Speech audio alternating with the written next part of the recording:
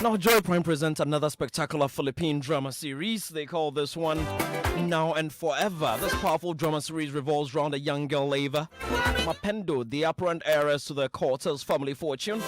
Her fate is entwined with the charming young man with whom she falls madly in love. Madly. Now, their relationship is beset with several challenges and threatens to unearth decades worth of secrets. Don't miss out on all the suspense and non-stop action-packed drama Now and Forever only on Joy Prime. Now and Forever premieres Monday 16th August. It's already started. Shows at 8 p.m. Monday to Friday only on Joy Prime. Hope you don't miss it. And welcome back to our viewers on Joy Prime Television. My name is George Quay. The show is Showbiz A to Z. And right about now, I'm about to cross over to my girl, Noella Kharyne Yalley, who's got what's been happening in showbiz this week. Hello, Noe. Hi, George. How you doing? I'm good. How was your week? Week was fairly okay. You both were causing trouble with the dawn, and you say what's you always say that. I'm used to that.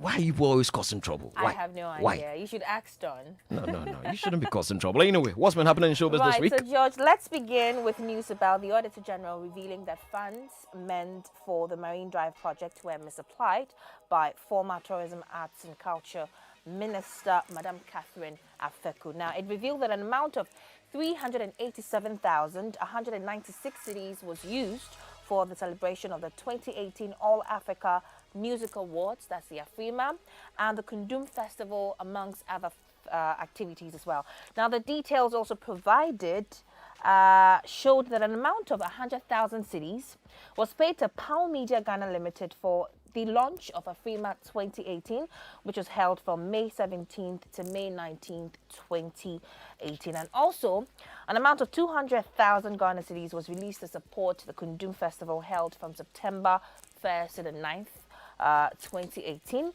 And it also revealed that on March 7, 2018, an amount of 13,296 Ghana cedis was paid as an accountable interest to the minister, Madam Catherine Afeku, to travel to the Western region on an official assignment.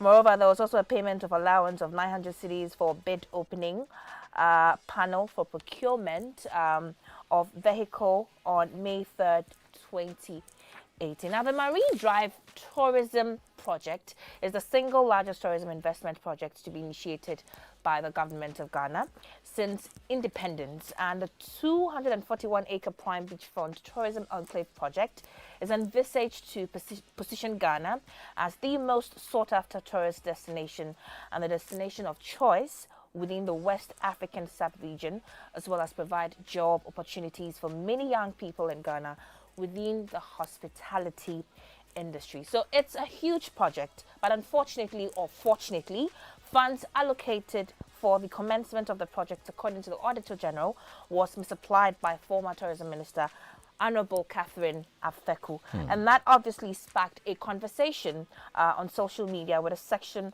of the public defending the minister's decision, and others also, lambasting her. But George spoke to the Vice Chairperson for Trade, Industry and Tourism Committee, Honorable Alexander Akwesi Akwa, last weekend on the show, and he actually defended the former minister's decision to misapply the funds. The narrative should be that Honorable Catherine Afeku was in charge of Tourism Ministry, and under her ministry, under her watch, she decided to help grow festivals and other cultural practices that could actually promote tourism. She was the person in charge of the Marine Drive project. In fact, I am aware that she was very instrumental in actually soliciting for the funding of this project. And so if all these programs, as narrated here, are programs that have been approved by cabinet, and her ministry was supposed to ensure their implementation, and funds were not readily available, and she could get into the Marine Drive project to promote these programs that have actually been ordained by cabinet and by government. What is the issue? Because at the end of the day, if it was that she used the money on herself, or she used it on some projects that cannot be accounted for, then we have an issue there. Obviously, the Auditor General will make his report, it will bring out its findings, but the interpretation of it must be done in such a way that she is not vilified. But brother, our festivals, as you know, are actually dying. We don't have anything to show for the kind of festivals that we used to celebrate, and then we could be proud of.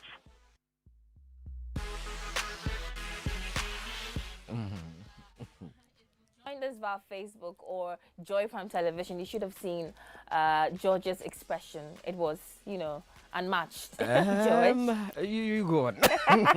But yeah, that was the Vice Chairperson for Trade, Industry and Tourism Committee, Honorable Alexander Akwesi-Akwa, who actually defended Madam Kharyne Afeku's decision to misapply funds meant for the Marine Drive project. But I spoke to astute showbiz pundit Arnold Asamoah-Bedu, who was quite surprised at Honorable Alexander Akwesi-Akwa for defending Madam Kharyne Afeku, and so he has a response for him. The Marine Drive is a huge project, and so it's supposed to drive tourism. It's supposed to elevate our tourism, and so money has been dedicated to that project.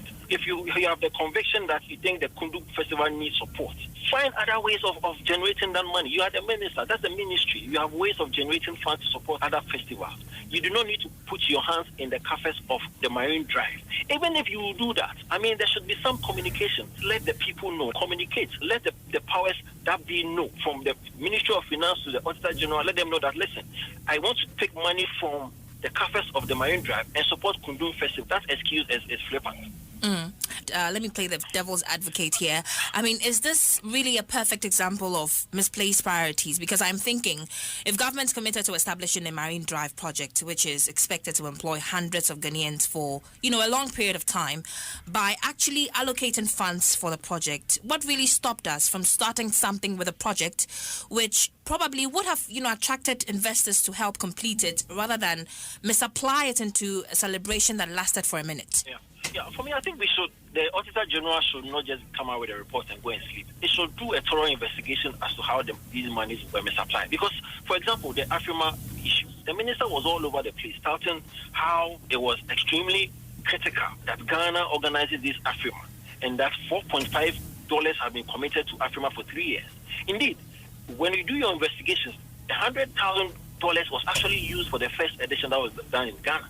So how come the minister actually had to go and pick money from Marine Drive to launch Afrima? I remember the launch, I was there. I didn't even get solid. I don't know who the people who got the solid as media people who went to them. The woman must be called.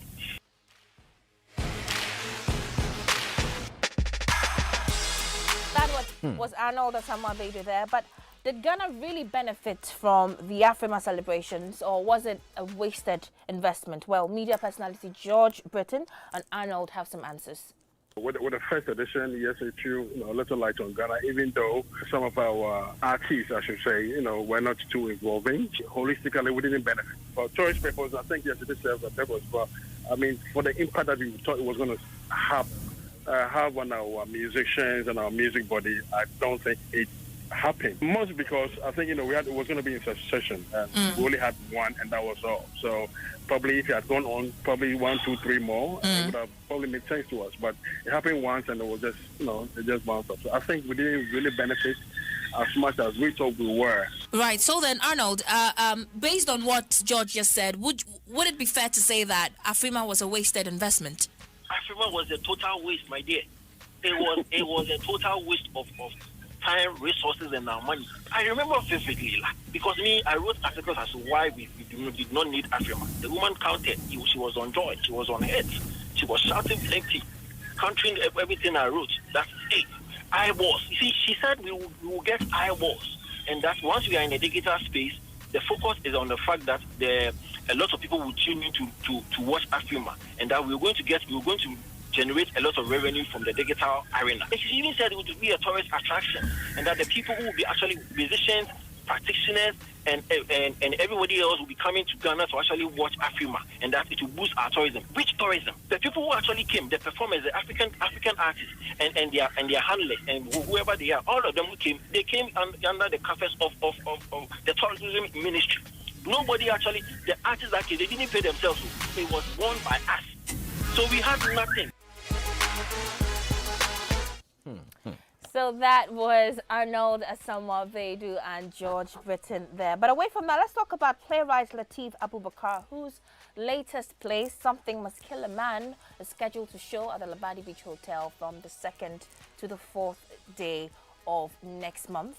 And so he passed by the Joy Studios last weekend and he spoke about how poorly Ghanaians, appreciate theatre and how we as the media haven't really, drummed it into Ghanaians.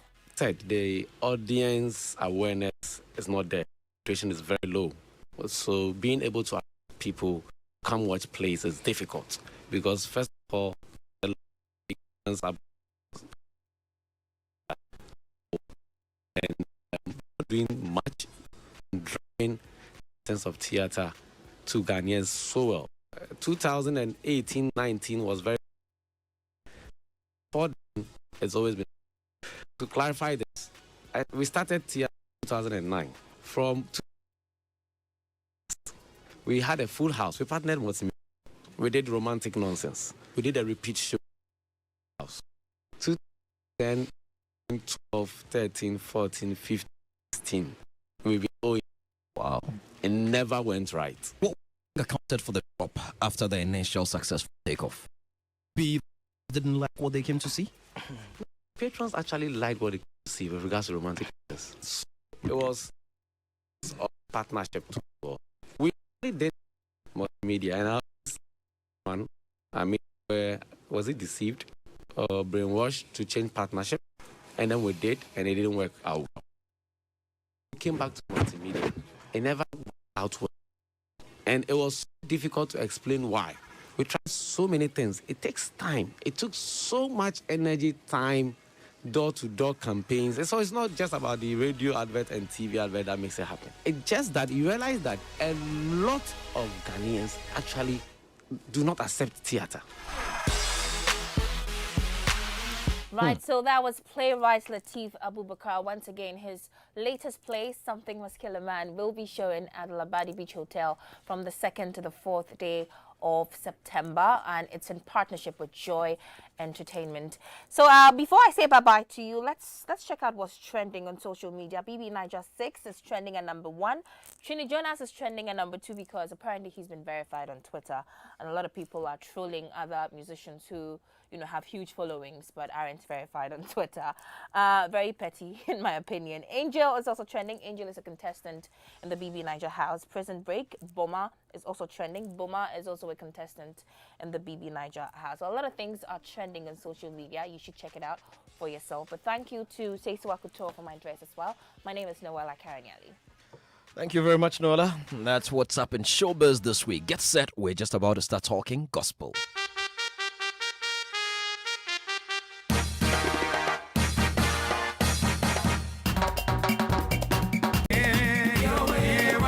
No.